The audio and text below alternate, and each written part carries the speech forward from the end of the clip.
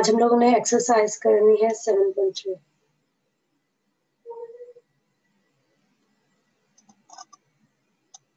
ठीक है,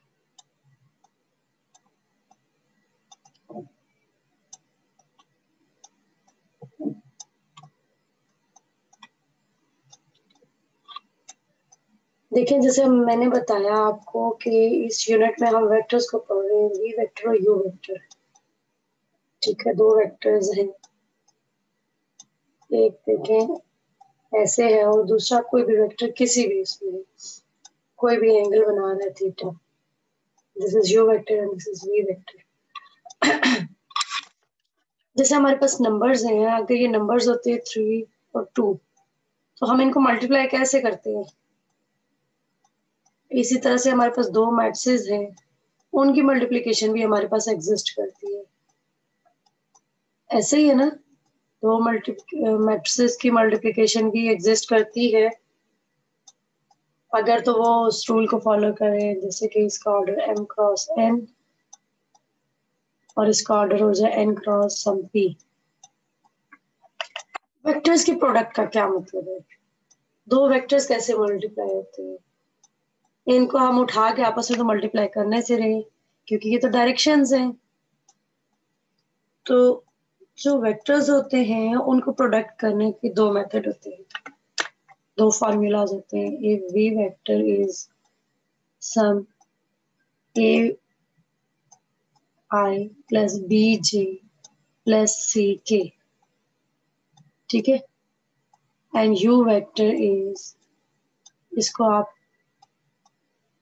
a1 b1 और c1 कह दें। And you vector is a2i plus b2j plus c2k। अगर हमारे पास ये दो वेक्टर्स हैं तो इनकी दो किस्म की प्रोडक्ट हो सकती है। एक है डॉट प्रोडक्ट, एक का क्या नाम है? Dot product. और दूसरी है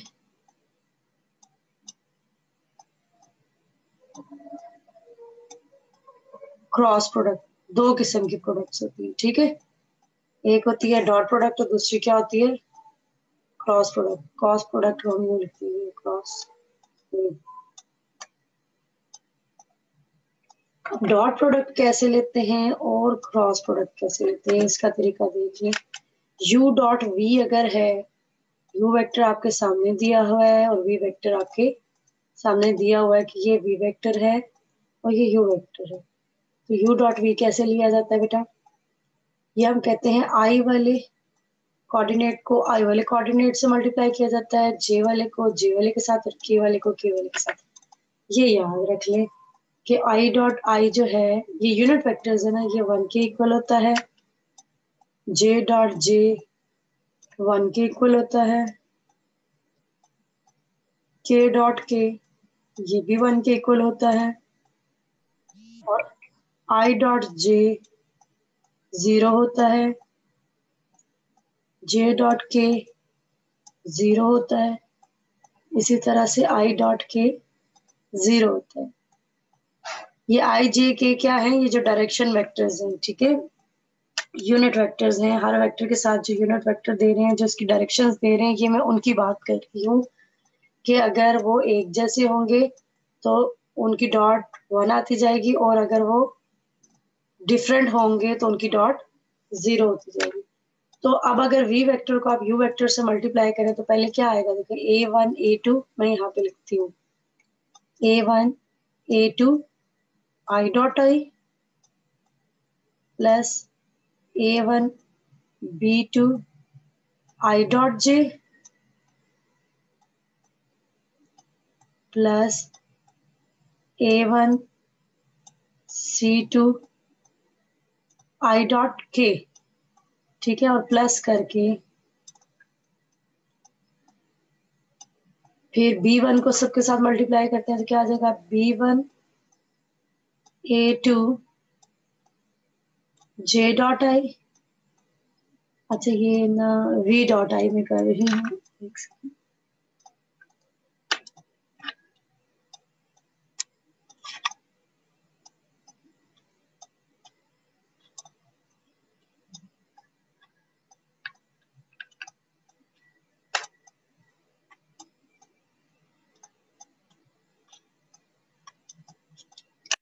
ये हम लोग वी डॉट आई कर रहे हैं, ठीक है। वी वेक्टर पहले है और यू वेक्टर बाद में, ठीक है। ये तरतीब होती है ना, अगर वी वेक्टर पहले है तो इट मींस वी के कोऑर्डिनेट को यू के कोऑर्डिनेट से मल्टीप्लाई किया, अगर यू डॉट वी होता तो यू के कोऑर्डिनेट को वी के कोऑर्डिनेट से मल्टीप्लाई करते। लेकिन ये जो है ना, ये actually v dot u and u dot v आपस में बराबर होते हैं, ये दोनों आपस में बराबर होते हैं, ठीक है। ये हम वेरीफाई भी कर लेंगे।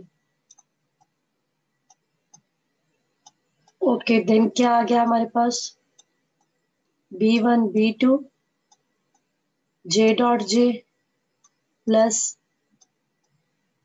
B1 C2 J dot K, ठीक है। इसी तरह से आ गया C1 A2 K dot I plus C1 B2 K dot J plus C1 C2 K dot K।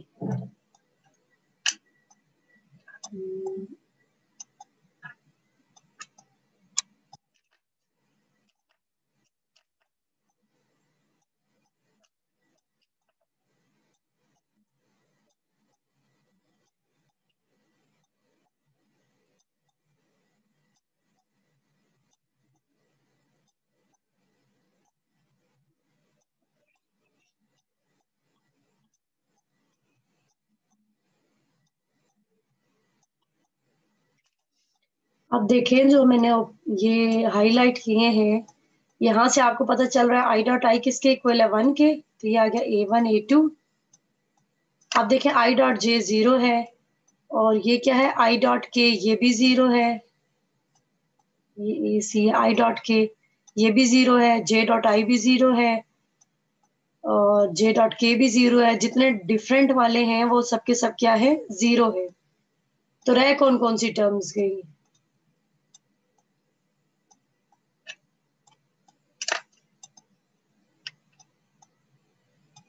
I dot I वाली, जे डॉट जे वाली और के डॉट के वाली टर्म्स रहेगी। इसके अलावा बाकी सारी टर्म्स क्या होगी, 0 होगी, ठीक है।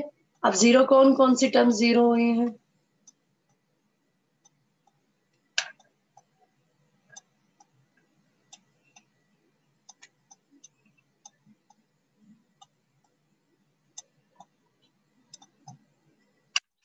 देखिए जो 0 होने वाली टर्म्स है मैं उनको हाईलाइट, ये 0 हुई है, ये 0 हुई है, ये 0 हुई है, ये 0 हो गई है, ये 0 हो गई है, ये 0 हो गई है, ठीक है। बाकी जो सारी टर्म्स मैंने आपको बताई है कि सारी की सारी टर्म्स क्या हो गई हैं, 0 हो गई हैं। तो अब हमारे पास रह क्या गया, A1 A2 रह गया है, और B1 B2 रह गया, एंड C1 C2 रह गया, यही टर्म्स रहेगी ना। तो इसका क्या मतलब है कि अगर हमें डॉट प्रोडक्ट सिंपल लेना है तो हम करेंगे क्या, मैं इसमें आपको एग्जांपल सेट करके बताती हूँ। जैसे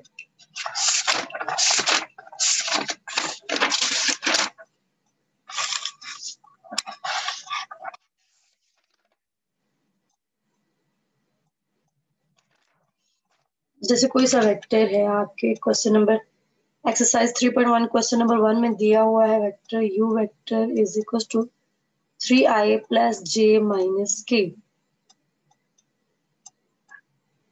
ठीक है। और v वेक्टर आपको दिया हुआ है 2i minus j plus k।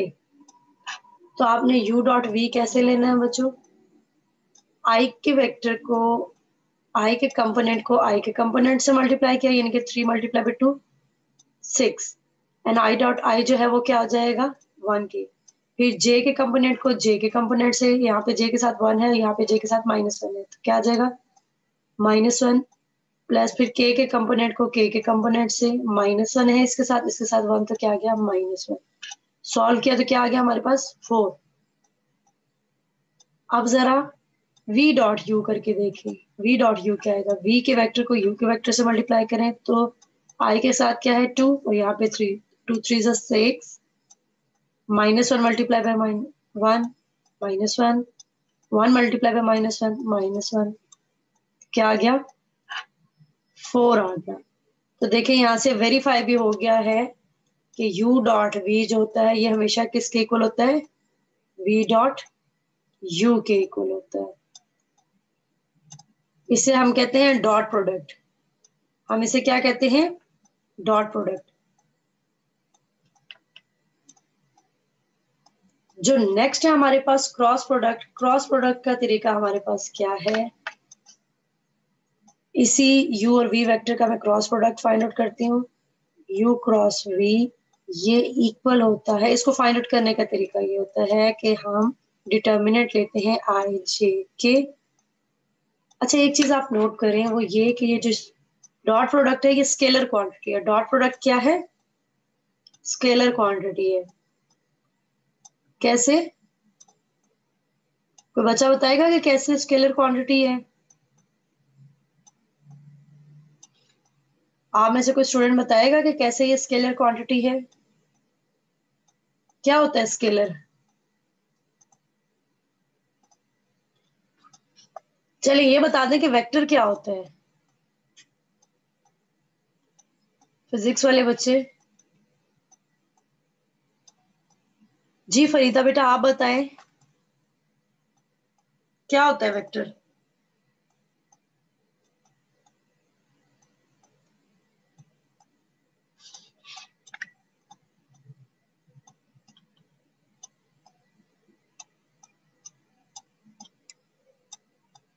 Tahreem बेटा आप बताएं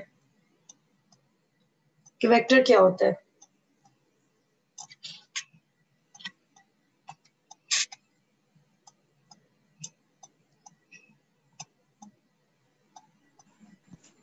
ma'am we encountered with two important quantities जिन्हें हम वेक्टर्स कहते हैं इन फिजिक्स और मैथ्स इंजीनियरिंग। क्या रिपीट करें?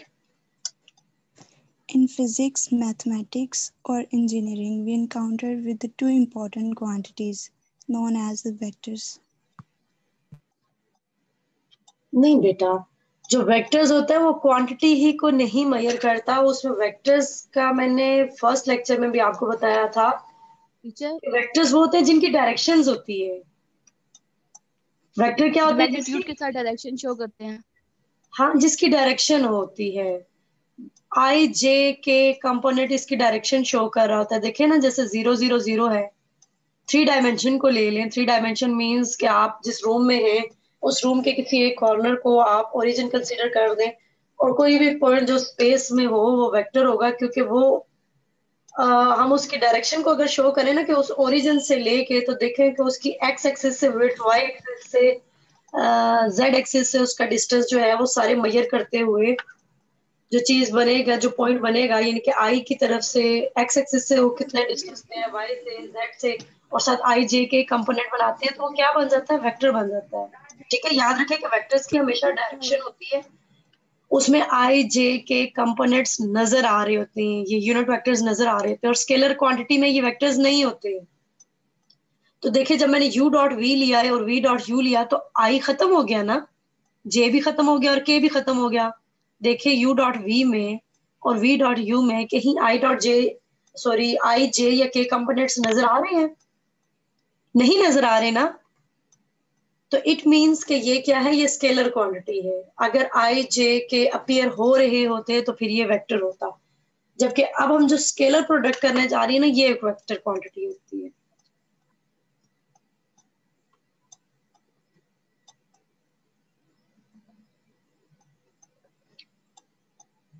डिटर्मिनेंट फाइंड आउट करना आता है? हम इसका डिटर्मिनेंट फाइंड करते हैं, क्या आ जाएगा ये। अगर आप भूल चुके हैं तो मैं आपको दोबारा रिवाइज करवा देती हूँ कि हम आई जिस रो और कॉलम में है उसको हम ब्लॉक कर देते हैं और जो बाकी डिटर्मिनेंट रह जाता है उसका हम डिटर्मिनेंट फाइंड आउट कर लेते हैं। क्या आ जाता है, b2c1 माइनस b1c2, फिर माइनस करके j लिखते हैं और j जिस रो और कॉलम में होता है उसको हाईलाइट कर देते हैं, और जो बाकी बच जाने वाली चीज है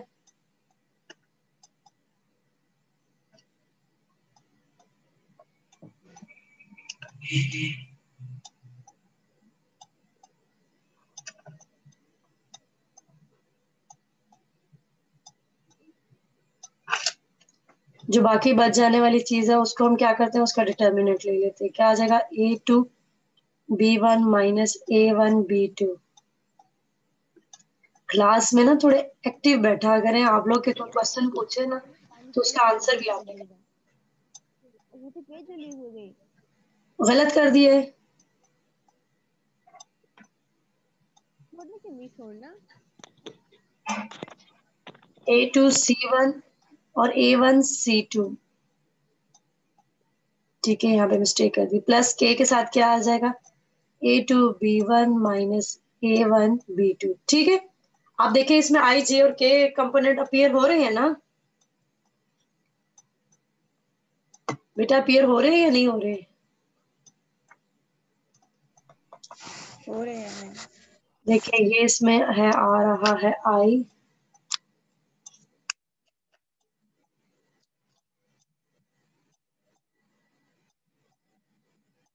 ये आ रहा है जे और ये आ रहा है के।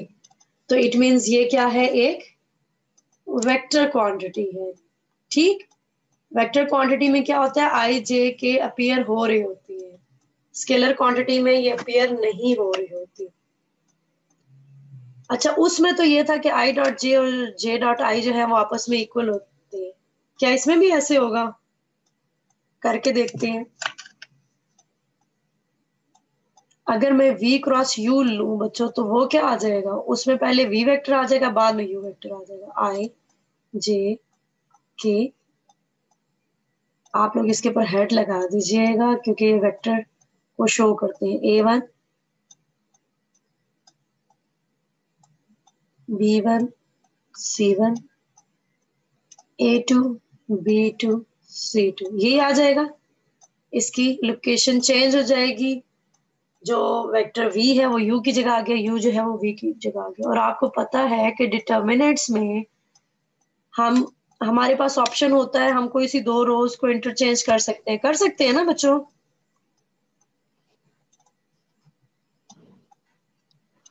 क्यों बाजरा बेटा, कर सकते हैं या नहीं कर सकते?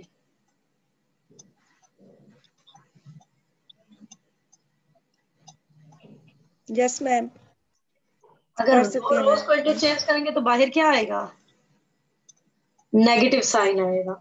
हम दो रोज को चेंज तो कर देते हैं लेकिन बाहर क्या आ जाता है, नेगेटिव साइन आ जाता है। तो अब ये वेक्टर, ये सारा किसके इक्वल है, u क्रॉस v के इक्वल है ना, equal u yes cross ma'am. v के। Yes ma'am. तो यहाँ से हमारे पास क्या आ गया, ये तो देखे u dot v dot u के इक्वल था, लेकिन यहाँ से हमारे पास क्या आ गया, मैं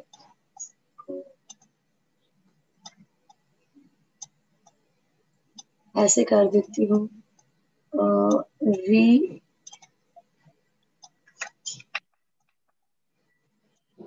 v डॉट u जो है, सॉरी क्रॉस, ये इक्वल आ गया minus times u cross v के। अब बात समझ आ गई है, जो v क्रॉस u होता है ये minus times u cross v के इक्वल आता है। और अब जो चीजें आपको याद रखनी है इसमें वो ये है कि अगर एक जैसे वेक्टर्स हो तो इनका क्रॉस प्रोडक्ट 0 होता है। उसमें तो डॉट प्रोडक्ट एक जैसे वेक्टर्स का क्या होता था, एक जैसे वेक्टर्स का क्रॉस डॉट प्रोडक्ट 1 होता था ना, लेकिन इसमें क्या है कि इसका 0 होगा। ठीक है, और दूसरा थंब रूल अप्लाई होगा। क्या होता है, तो थंब रूल क्या होता है,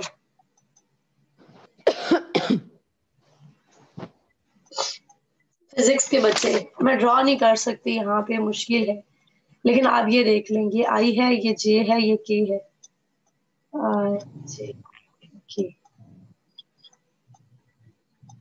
आई से जे करेंगे तो के आ जाएगा, आई क्रॉस जे किसके इक्वल है, के। और फिर जे क्रॉस के किसके इक्वल है, आई के। और फिर के क्रॉस आई किसके इक्वल है, जे के। यानी कि आई से जे को करेंगे तो के आएगा, जे से के करेंगे तो आई आएगा, के से आई करेंगे तो जे आएगा। लेकिन अगर मैं इसको यूं कर दूं,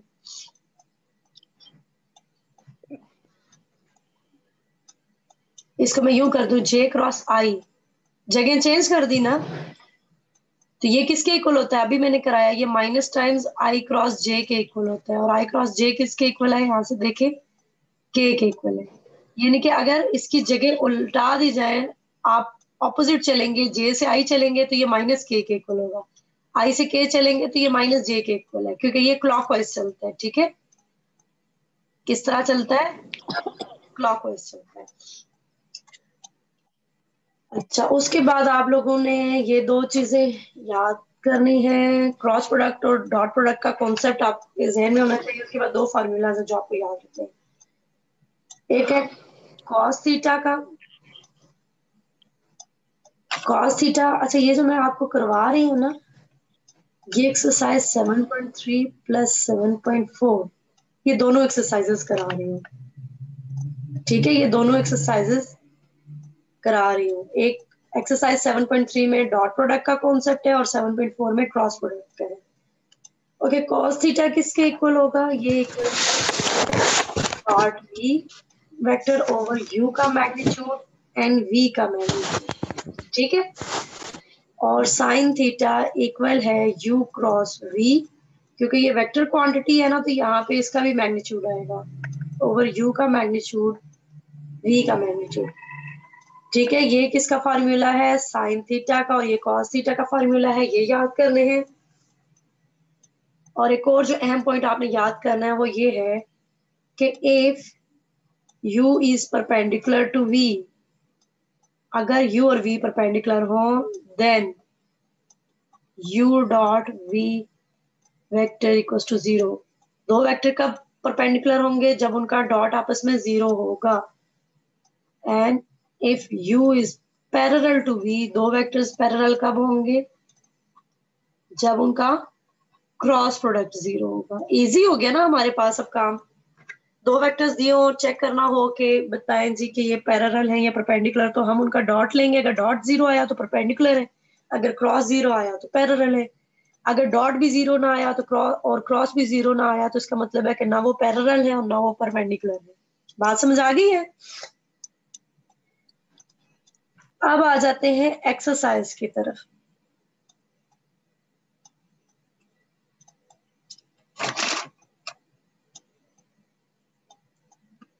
तो एक्सरसाइज में बेटा आपके है पास है क्वेश्चन नंबर 7.3 का क्वेश्चन नंबर 1 है, कॉस थीटा मालूम करना है।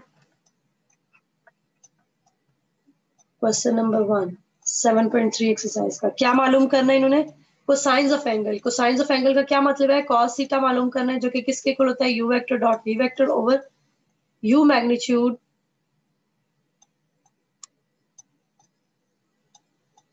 एंड वी मैग्नीट्यूड, इसी के इक्वल होता है ना। तो आपके पास u वेक्टर और v वेक्टर दिए हुए हैं, आपने इन दोनों की डॉट प्रोडक्ट लेनी है और मैग्नीट्यूड्स लेने हैं। जैसे आपके पास वेक्टर था पार्ट 1 में, हमने उसका डॉट फाइंड आउट किया था, क्या आया था डॉट पार्ट 1 में? 4। पार्ट 1 में जो हमारे पास वेक्टर्स थे, मैं फिर लिख देती हूँ। u वेक्टर था हमारे पास 3i plus j minus k, and v vector था हमारे पास 2i minus j plus k। तो इन दोनों की डॉट लेंगे तो हमारे पास क्या आ गई? अगेन ले लेती हूँ, 3 to 6 माइनस वन। u का मैग्नीट्यूड क्या आ जाएगा? 3 square plus 1 square plus minus 1 square, और यहाँ पे इसका मैग्नीट्यूड ले लेंगे 2 square plus minus 1 square plus 1 square. बेटा जिसका माइक म्यूट नहीं है म्यूट कर दे। ये आ गया 4 डिवाइडेड बाय, क्या आ गया?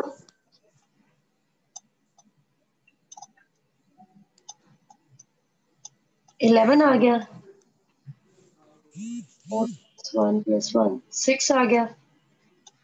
ये आ जाएगा 4 over square root of 66 cos theta is equal to this. यही कोसाइंस ऑफ एंगल है और ये हमने फाइंड आउट करना था, कर लिया। इसी तरह से इसका पार्ट 2 है, वो भी आपने कर लेना है। पार्ट 2, पार्ट 3, पार्ट 4 सारा। क्वेश्चन नंबर 2 है projection of a along b. Projection के फार्मूला देख लें। प्रोजेक्शन के फार्मूला होती है हमारे पास ए अपॉन बी का फॉर्मूला है a dot b over b magnitude, और अगर बी अपॉन ए कहा जाए तो इसका मतलब है a dot b over a magnitude. ठीक है, जिस हिसाब से उन्होंने प्रोजेक्शन कही है वो आपने करना है। ये प्रोजेक्शन को मैं जरा हाईलाइट कर दूं।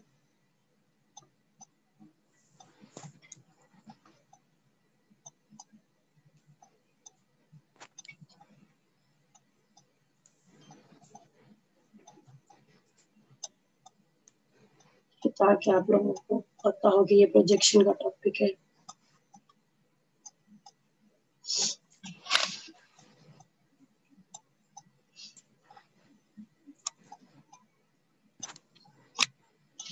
ठीक है, आप देखिए क्वेश्चन नंबर 2 में उन्होंने क्या कहा है। बेटा आपने सेल साइलेंट करें कि किसी बच्चे का सेल मुसलसल वाइब्रेट हो रहा है डिस्टर्ब। जी क्वेश्चन नंबर 2 में इन्होंने कहा है calculate the projection of a along b and b along a. तो सबसे पहले ए अलोंग बी करने के लिए क्या है, ए अलोंग बी।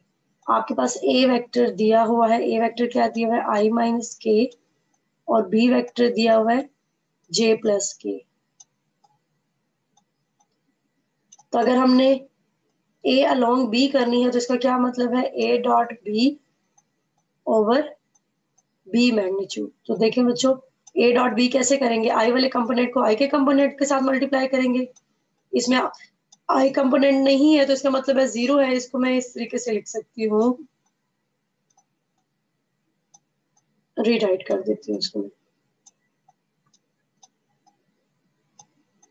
ए वेक्टर को मैं लिख सकती हूँ आई प्लस 0 जे माइनस के।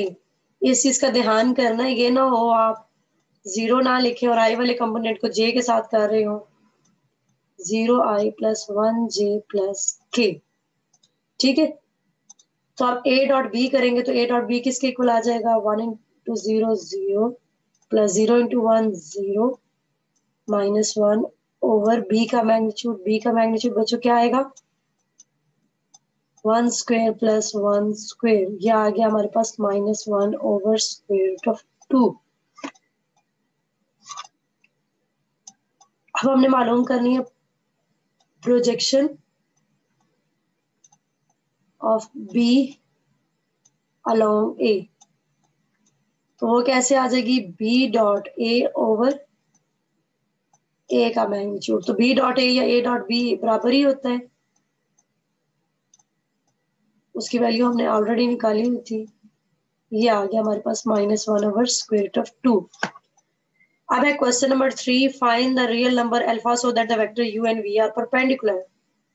क्वेश्चन नंबर 3 में क्या कहा गया है, u वेक्टर हमारे पास दिया हुआ है 2 alpha i plus j minus k, और इसी तरह से v वेक्टर हमारे पास दिया हुआ है i plus alpha j plus 4k, और कहा गया कि अल्फा फाइंड आउट करें। क्या करने को कहा गया है, अल्फा फाइंड आउट करने के लिए कहा गया है, और बताया हमें है कि u is perpendicular to v।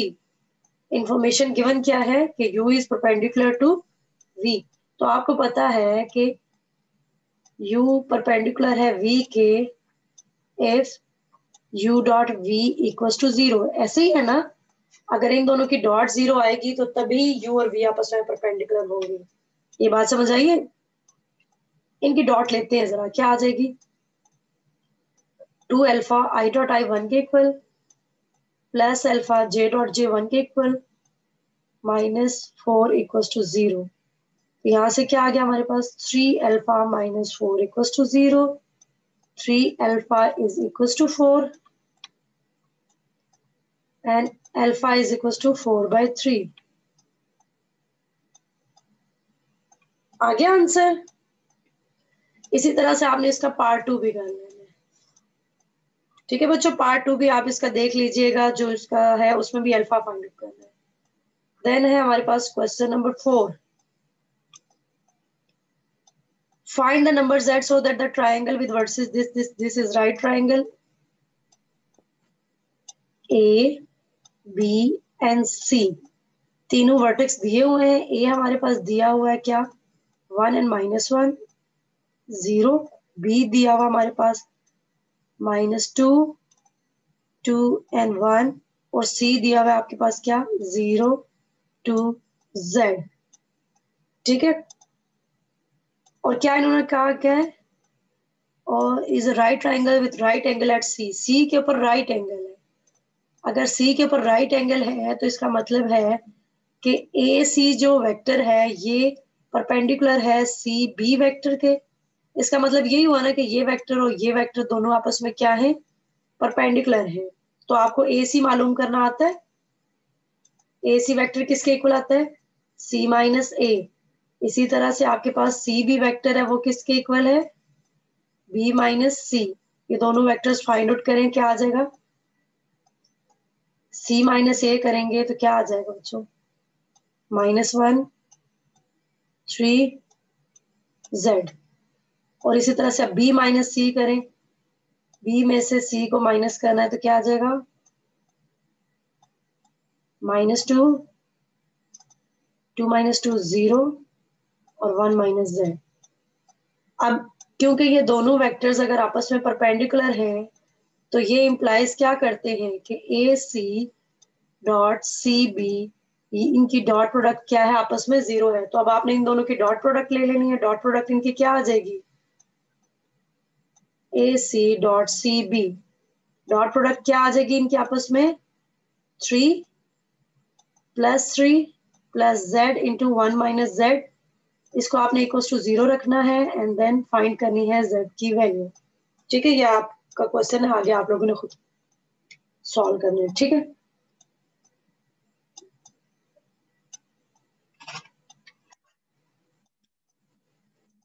चलिए आज हम लोग करेंगे क्वेश्चन नंबर 4 तक ही और जो बाकी क्वेश्चंस हैं वो हम नेक्स्ट लेक्चर में इंशाल्लाह से करेंगे.